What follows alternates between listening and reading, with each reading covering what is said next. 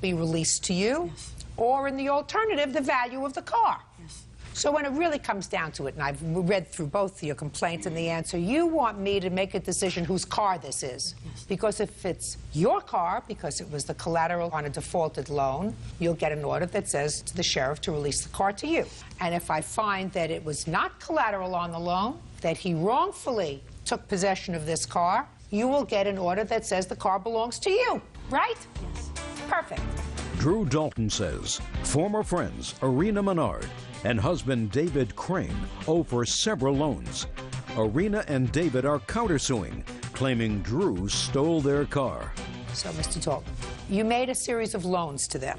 Yes, I made, can I speak? Now you Yeah. can speak. Okay. I made a loan to Mr. Crane for $1,000, and he was supposed to go out on a fishing trip and come back and then pay me when he got back in You mean a fishing October. a work trip? He worked for a fishing boat. And well, while he's gone, I made, you know, some loans to Irina, which totaled up to like $300. That is not true. And How much did he give you, Mr. Crane? He gave me $1,000. Why did you ask Mr. Dalton for $1,000? So me and Irina, my wife now, so go get married. Surprise her and go get married. Why would he give you $1,000? Is he a very rich man? I don't know about that. When but were you supposed to pay him back? Upon returning from my fishing trip. Okay. And did you go on your fishing trip? Yes, I did. Did you come back from your fishing trip? Yes, I did. Did you pay him the money? No, not at that time. But we later discussed payments to him. Yeah, and later both of after- us agreed upon that, you know, that we were going to make the payments Okay, out. just a second. So you defaulted on the loan initially? Yes. Fine. And you I didn't took- give him the $1,000? I took off. When you were, when you were supposed to? No. When did you get back from your fishing trip? September 2nd. No, excuse me. It was on No. October 27th. Yeah, close to When did he give you the $1,000? first week of September. And you got back almost 2 months later? Yeah, almost 2 months. And when did you make your first payment to him on this revised schedule? He didn't get a chance to make the payment because of the fact that... Because you took off. He didn't get a chance to make the payment because I was the one that was always in constant contact with him. We talked about it, and I told him that we were having problems with the payments, that he has to find another job because he didn't want to be a fisherman anymore because he came back from his fishing trip and his captain burned him practically for $6,000. But that's why... Where were you working? I wasn't working. Why not? Because I'm an SSI recipient For what? for my back. What's wrong with your back? I have severe scoliosis, and I was born without 2 discs in my back. You walked in here just fine. I know this, but it's I know painful. it's a painful thing every day. It's 24/7. They want me to have surgery, and I refuse to have surgery. They want you to have surgery. I'm afraid of the to surgery. cure the pain so that you could work and you wouldn't be on SSI anymore and you wouldn't be in constant pain, and you have decided not to have the surgery. I'm afraid of the surgery, yes, ma'am, because of one back surgery leads to another. How long have you been on SSI? A year, Prior to that, what were you doing? trying to get a job, and then they told me that When was and the also- last it's time also- you were employed on a full-time basis? when I lived in Florida. How long ago? It's been a while, 3 years. 95. When did I go? 8. I'm not sure, ma'am. I don't know. You mean you don't know when the last time you worked is? Well, yeah, when we lived in Florida 2 years Give me a year. 3 years ago. You have children? Yes, I do, but they don't live with me. Who do they live with? They live in Ukaipa. They're grown. Well, not grown all the way, but grown. How old are they? 19, 17, 16, and 14. Who do they live with? 2 of them I had to have adopted out because my ex-husband refused to be a father, and I couldn't take care of them. And my daughters live with their grandmother on their dad's side. Now I'll hear you, sir. Okay, he forgot to mention that when he came back from the fishing trip and he bought a car, he bought a fur coat, bought a diamond ring. And What, a fur coat for who? her. What does she need a fur coat for in bed? I don't know. Excuse me. I don't know. Go ahead. And then, you know, I'm going, well, where's my money? And he's telling me, give me a story. And then they take off to Alaska. We didn't go to And Alaska. I'm gone. Don't speak. I'm out of my money, you know. Just a second. They took off, left town, didn't tell me nothing. They just split. So I thought I lost my money right there. Then they came back. Then they came back How did they travel to Alaska? in the car. She was able to sit in a car Yeah. long enough to get her Apparently. to Alaska? Sit in a car?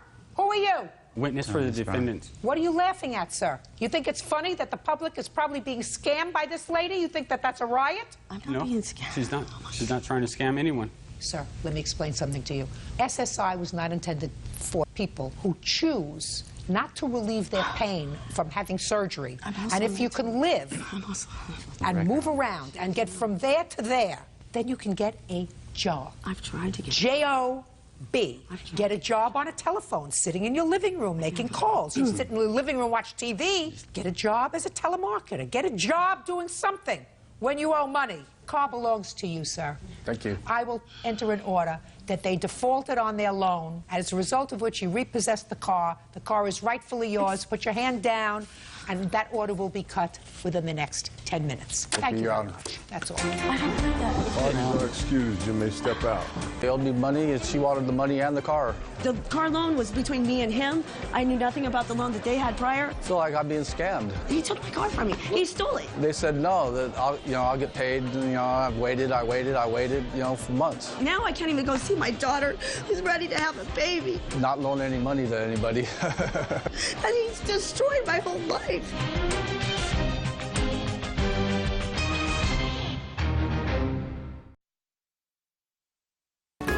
Leaving paradise Dogs are looking a little too retired for me. in pursuit of criminals. Okay, let's suit up and go get him right now. Dog and Beth on the hunt. Today on CBS Reality.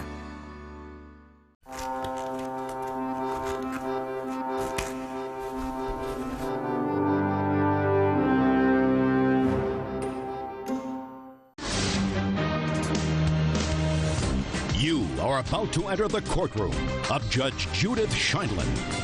The people are real. The cases are real. The rulings are final. This is Judge Judy. 25-year-old Heather Anthony is suing her fiancé's brother, 29-year-old Carl Dean, for the balance on a Mazda 626. Carl says Heather is coming between him and his brother. All rise.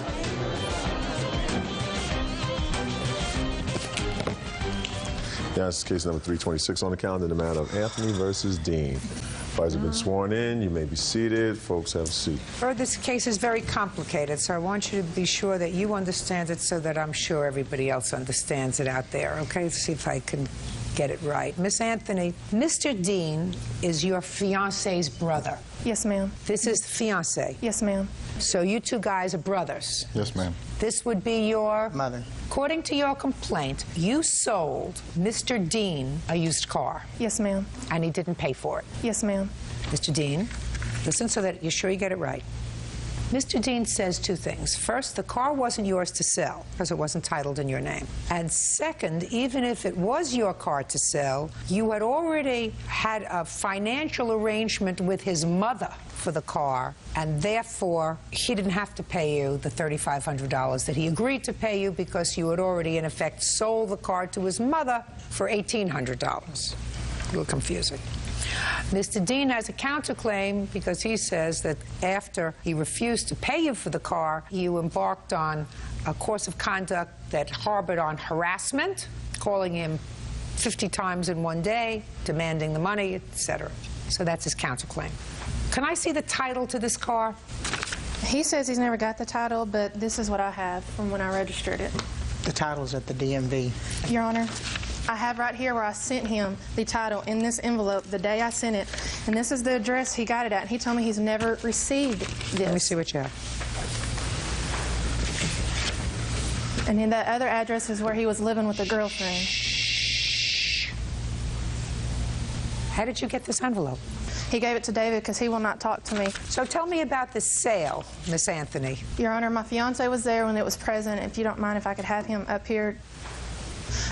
It was a verbal agreement between us. He came over to the house. He said that he would buy the car from me for $3,500. And I said, that is fine. The only reason I agreed to it because his brother's here, and he will not do anything toward his brother because he doesn't like to upset his brother. And that was the agreement made. We made that agreement. He would pay me $600 a month if he was working a union job and $300 if he wasn't working union. He's been working union the whole time, has never paid me a dime but the $400. When did he take possession of the car? He took possession of the car on June the 15th. Is that the day you had this discussion at your house? Yes, ma'am. Yes, ma'am. Is that correct, sir? Yes, ma'am. Where was the car? In the driveway. So he came over by himself. Yes, ma'am. And when he left with the car. Yes, ma'am. When had you purchased the car? I purchased it on March the 16th of 2005. From whom? From a gentleman in the newspaper. Did you, in fact, have title in your name in June of 2005? I was waiting in the mail to be delivered. I'd already gone to the revenue, and they say it takes a process to send to you. I had it in my name. I just didn't have the papers in my name. But you subsequently got them? Yes, ma'am. And what did you do with the papers after you got them? I mailed them to the address he gave me on that envelope, and whenever a certain situation arose on September the 13th, the cops came to my house and told me that Okay. The plaintiff says that she's only received one payment of $400. Yes, ma'am, that was for the title change and registration. No, ma'am. Well, why would he pay you for the title change and Because registration? I didn't have any money at the time, and he said he would give me $400 to change it over to him since we're doing it in such a fast pace. He told me because he needed the title right away because he was moving, he needed it, so we had to do it in a fast process. So I had to... How did you do it in a fast process? Heck if I know. I just went to the DMV and they sent it a thing saying they would send it to me faster because you usually get it 2 to 3 weeks. They were going to send it to me within a week to 2 weeks. Did you have to pay extra for that? Yes, ma'am. How much did you pay? It would be on there. I don't remember the exact. $294.13 is what you paid. Is that right? Yes, ma'am. He said he was sending $400 to. He doesn't talk to me. He talks to his brother. He refuses to talk with me about it. Okay. Now I'll hear you, sir. She had made a deal with my mom before I was even around that my mom would pay $1,800. Well, you weren't there. No, I was not there. This is your mother. Yeah, this is my mother. So you step up. Your last name is? Kramer. Kramer? All right, Miss Kramer. What do you know about this car? Back in June, Heather asked me to borrow money. I think it was like $1,899. That is not true. Your I don't want to hear you. Okay. Yet. Yes, ma'am. She said that if I would loan her the money to pay for the car, then she had some settlement coming in, then she would pay me back. Okay. I told her no. Where was your car at the beginning of June? It was in the shop because a heater exploded and messed the motor up, and we were paying to get it fixed. So did you go to Miss Kramer and ask her No, to ma'am, borrow I don't money? even talk to her because we don't. Okay. My question is, did you go with her and No, ask her ma'am. for some money? No, ma'am. Did she give you any money? No, ma'am. Okay. Go ahead, Miss Kramer. Okay. A few days later, David had stopped by the house, said they were having a hard time coming up with the money, that he had been able to pay $200 out on the bill. Carl, at that time, was driving an old truck of ours that kept tearing up. I said, I will go to the garage. I will pay the bill. David had, I was told, a little over $1,000 worth of tools in the back end. I said, David gets his tools back. Heather gets out from underneath the bill, and Heather signs the title of the car over to Carl. You said this to your son? Yes. He says, that sounds like a good deal to me. I'll talk to her. 2 or 3 days later, I was talking to Heather on the phone. I said, Heather, did David tell you my deal? She said, yes. I said, you are agreeable to it? She said, yes. I said, you have the title? She said, yes. So that was on a Wednesday. That Friday, I took off time from work, went to Reed's Automotive. Let me see. And paid the bill and brought the car back to my house and parked it in the yard. Just a second. You paid on your credit card $1,700. Correct, yes. So far, is what your mother says accurate? Yes, ma'am. Did you get your tools back? Yes, ma'am. Okay, go ahead. Okay, I called David on his cell phone and said, David, I got the car. When you get off work, come by and pick the car up. Why was David taking it to his house? I thought you bought it. Well, I wanted him to take it to his house. Discussion with Miss Anthony about $3,500 for the car. Yes, ma'am. Well, tell me about that discussion, sir. Well, the discussion, she said she wanted $3,500 for the car, and I told her because I needed a car that I would give her the money, $3,500, and then she showed me the title. The title was not in her name. She told me that she would get it transferred over, and she signed the title in the wrong spot whenever she got the title and sent to me. But you have the title now. I cannot retrieve the title because she refuses to sign these 2 pieces of paper. Which 2 pieces of paper? An affidavit saying that she was not fraudulently signing the title in the wrong spot, and the odometer, because the odometer was 8,000 miles difference than... Carl, why did you agree to pay her $3,500 for the car? Because I needed the car. I didn't realize they had made the deal first until after. Well, what did your mother tell you? She told me she had a car sitting for me. So you came home and you got the car? Yes. And went over there to get the title, and that's when they told me they wanted $3,500 for it. You didn't tell your son about this deal that you made with her? I had told Carl that I'd paid the garage bill for Heather to sign the car over to him. Now, Heather, your fiance's mother clearly paid this garage bill. It's not his mother, but yes, it's his biological mother. It's still his mother. He doesn't agree with that. I'm just Listen saying. to me. It's not your Listen to choice. me. Carl. There's only one attitude here. Yes, ma'am, I understand. I'm sorry. She paid the garage bill. Yes, ma'am, I did not tell her to do that. Well, how do you expect to compensate her for that? I talked through him because these two refused to talk. Listen to me. Answer my question. I was going to pay her back with a settlement I had got for something, for medical reasons. And then I said, forget it, because he told me she wanted me to give the car just over to him. And I said, no, I'm not doing that. I'll just pay it out myself. She never asked me to pay her back. Let me take the best possible scenario for you, Miss Anthony. Let us say you sold the car to Carl for $3,500. Yes, ma'am. Carl, is the car worth $3,500? No, ma'am, it's not. It falls apart. Before you started to drive it. I mean, if you made a bad deal, that's your problem. What year car is it? 97 Mazda 626. Looks pretty good? Yeah, it looks good.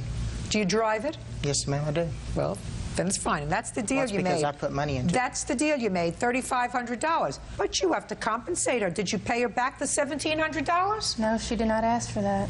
Well, she's asking for it now, aren't you? Yes, ma'am. Minus $1,700 equals $1,800. Is that fair? If that's what you choose, yes, ma'am. No, I'm asking you. Is that fair? No, ma'am, because I never agreed to that, so. You have to pay her back the money.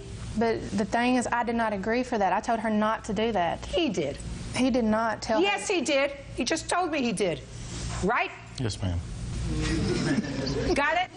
Yes, ma'am. I mean, your car isn't worth $3,500 and $1,700. At most, it's worth $3,500. Less $17,000, because that's what she put into it. Right? Yes, ma'am. And is this your brother? Yes, ma'am. He evidently cares about you, and he tells the truth, despite the fact that he's going to get home tonight and he's going to get a whooping. So now we figured out what? I said I care a lot about him, too. Well, he clearly cares about you, and I give you a lot of credit, sir. You stood up. You're standing next to her, but you stood up. You told the truth. Yes, ma'am. Now you counterclaim. Yes, ma'am. On the way down from Fort Smith all the way down to Refergo, Texas, I travel a lot. I'm in the union, and I'm a heavy equipment operator. She called me and was threatening me the whole way down through there, telling me that she was going to have higher power take care of me, that there were state troopers waiting at the state line to take me to jail. She was talking about me. Mr. Dean, well, you're not concerned, are you? No, I'm not concerned. You weren't concerned. She no, but it's just a simple. She was just a pain in the neck. It's just a simple fact that she said she called my union hall and told them that I had stolen her car and that she was having me thrown in jail. My mom was Did you do witness. that? No, I don't even know where he's working. I was supposed to, he's being subpoenaed to court, and he fled. I didn't even call him. David was using my phone to call him. I don't fled when I go to union jobs. Heather Anthony claims her fiance's brother, Carl Dean, owes for the balance on a car. Carl is countersuing, claiming Heather has been harassing him. You get along with your brother? Yes. Don't let anybody interfere with that. I won't. You understand? Yes, ma'am. Nobody should interfere with that. Yes, ma'am. Judgment for the plaintiff for the amount of $1,800, but we have 2 pieces of paper over there that she has Yes, to she sign. needs Is to that sign right? it. Yes. I'm going to stand right here while she does it.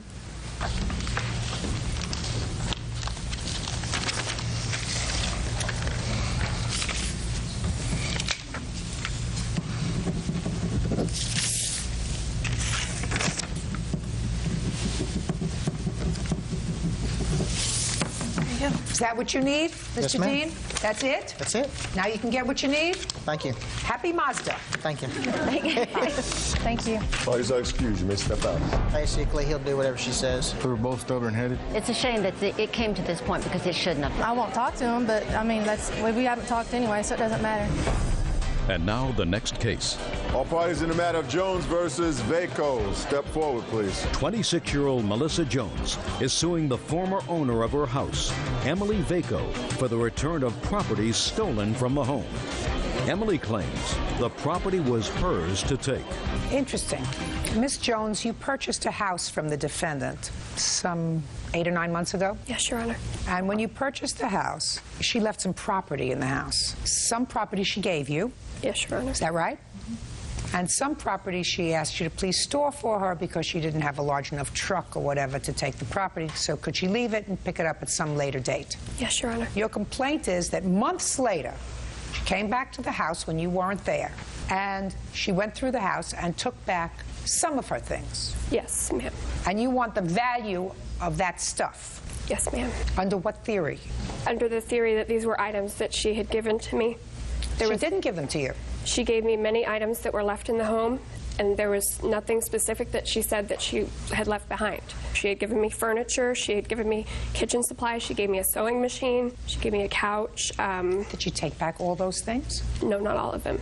What did she take back? She took back a wood cabinet, she took back a doll cradle, she took back a couple of inner tubes that went with the swimming pool that she specifically gave me. What else? She took back an area rug, and what did she leave that she had left you? There was a couch, there was a sofa, a desk, a sewing machine, numerous kitchen items, some clothing, plants, just various household furnishings. What else? You want to tell me what else you left? The swimming pool.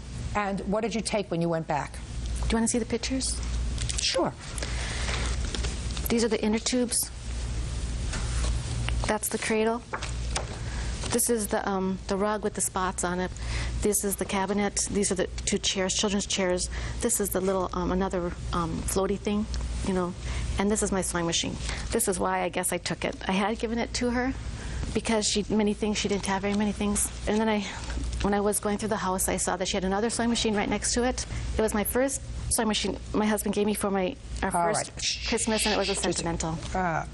Did you use the sewing machine that she gave you, or did you get a new one? No, that wasn't mine, the one that was there. That was one that my grandmother had given to me for when my mom came up to visit to give to my mother. Okay, well, you have to give her the sewing machine back. Well, it's broken, and it doesn't really have battery. I don't care if it's broken or not. You have to give it back to her because that was a gift. Okay. I still don't understand what you want. When we had this discussion, she was asking me, do I want this, do I want that? And I was recently widowed, I didn't have much, and I had my 2 kids just by myself. So I said, whatever you want to leave, I'll be happy to make use of. But I think I don't think I should have to store this stuff for free.